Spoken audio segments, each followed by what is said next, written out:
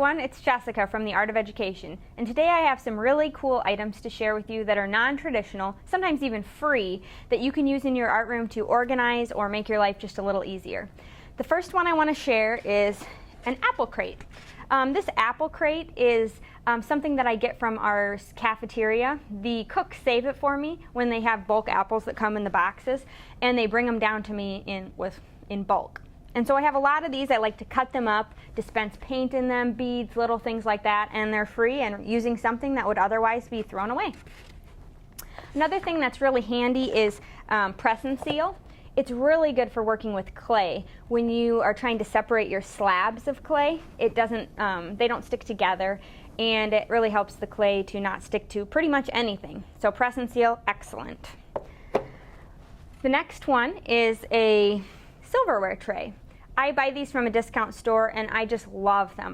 When I buy them in 20, 40, and I store all different types of art supplies in them. They come in different sizes too, which is really nice because you can store larger, smaller, medium, and then it helps the students to be able to transfer things and help you organize when you have the little bins. They're very inexpensive too.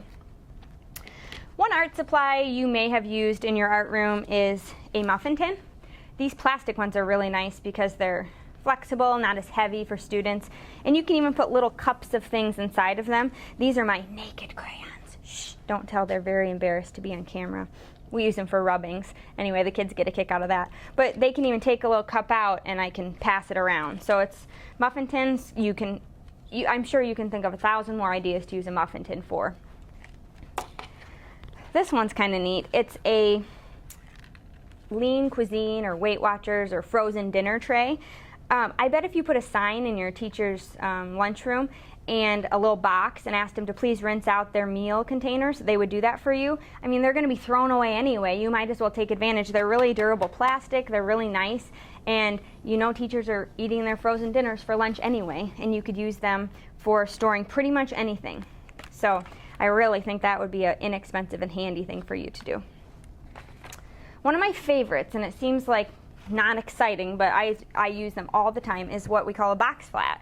And you can get these from like a redemption center. The person who brings your pop cans to your pop machine, they'll save them for you. I just ask. All you have to do is ask. And inside of here I can store things like a tray. I'll take it to the table and take them all their supplies. I'll contain things inside of these and store materials that I've cut up for a project. And they're really shallow and nice and clean. So box flats are definitely something I use every single day in my art room.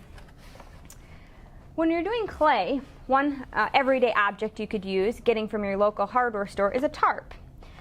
You can buy the tarp huge 8-foot sections and just cut it up, and it's pretty inexpensive. I think under $10 for the whole tarp. And each student can have their own little placemat for clay or doing sculpture, even hot glue to keep their surface area clean. A lot of times teachers use canvas for their clay projects, but that can get spendy. This is a cheaper alternative. The last oldie but goodie type of non-traditional household art supply you could use is the Rubbermaid Tub. Now this isn't just any Rubbermaid tub. It is a shallow Rubbermaid tub. I use it to store wet clay. I use it to contain glitter. They can sprinkle right in there and then I can just dump it right out in the trash can. I use them to stack my portfolios up like a filing system. It's just perfect for a lot of things. If you find the right size Rubbermaid, they'll work a lot better for you than awkward sized Rubbermaids. So I would suggest investing in some of those. They're going to last you forever, so it's worth the initial investment. So I hope some of these everyday objects, cheap, free, that you can get at a local store will help you organize and contain your messes in the art room.